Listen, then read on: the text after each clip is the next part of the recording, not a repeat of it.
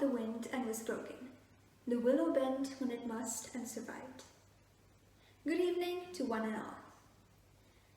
How can we be like the willow during tough times and bend based on what our new reality is? How can we be like the willow and find what keeps us intact to brave storms? The answer to that is resilience. That is what will keep us grounded and withstand the storms and hurdles that we experience in life and overcome them. What is resilience? To many of us, it means bouncing back, adapting, showing grit, and being capable of enduring difficult conditions. It is a trait innate to humankind. That is how your toddler self learned how to walk, talk, and feed. We all tripped, we fell, we hurt, we cried, but the important thing is that we tried, and look at where we are now.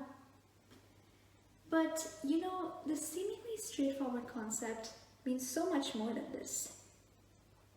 Because resilience is what gives people the perseverance to cope with stress and hardship. It is like a reservoir, a mental reservoir, that individuals can turn to hold them up and keep them from falling apart. Psychologists believe that resilient individuals are better able to handle such adversity and revamp their lives after a catastrophe. Have you ever pondered as to why some individuals appear to remain calm when confronted with conflicts, while on the other hand, others become overwhelmed and undone? These issues faced may incorporate financial problems, illnesses, natural calamities, medical emergencies, divorce, the passing of a loved one, and so on. Resilient people confront life's troubles head-on, rather than falling into losing hope or dodging and stowing away issues with unhealthy coping strategies.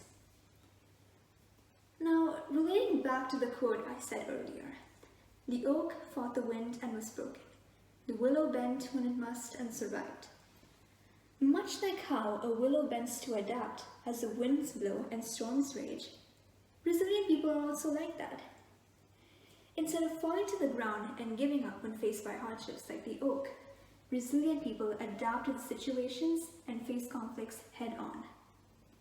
Rarely can the fierce storms cause it to break, neither the willow nor the person. But of course, this does not mean that resilient people experience less distress, grief, or anxiety than other people do. It implies that they handle such adversities in ways that cultivate power, growth, and development. I have had important people in my life go through many adversities. I myself have gone through hard times, and more so recently in the summer of 2020, and it had to do with school. Now looking back, I realize that I have changed a lot from the person I was back then, and I have certainly learned a lot from that adversity. And I know for a fact that we all have learned something or the other from the various sets of drawbacks that we have experienced in our life. Resilience is not a trampoline, where you are down one moment and up the other.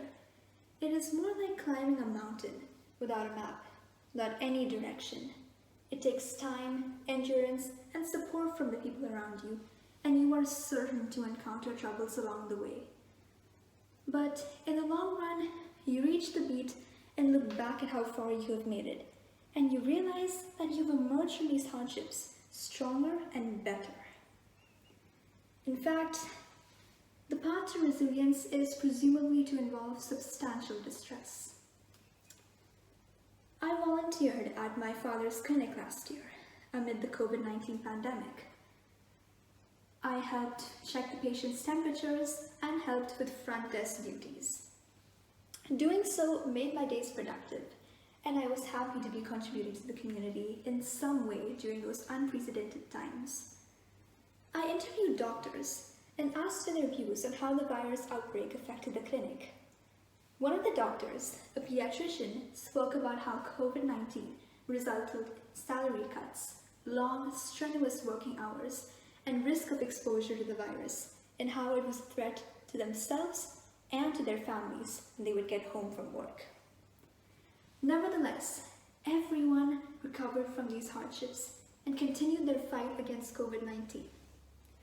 I asked the doctor specifically what it was that gave him resilience during all this, and he said, "You feel your worth when you see the lively faces of children that come in for checkups. It brings me joy and keeps me grounded during such difficult times."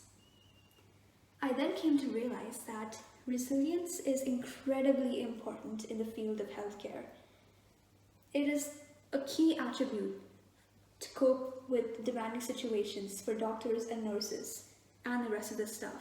They go through such hardships every day. Health workers are often burned out from dealing with stressful situations every day. These people are an example of what a willow is like. With the words of Thomas Alva Edison, "I have not failed.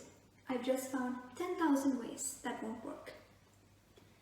Despite him struggling with failing a numerous load of times throughout his entire working life, Edison did not allow it to get the best of him.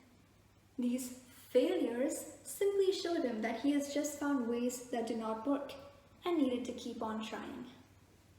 Eventually, it was his resilience that gave the world some of the most amazing inventions of the early 20th century, such as the phonograph, the incandescent light bulb, and one of the earliest motion picture cameras.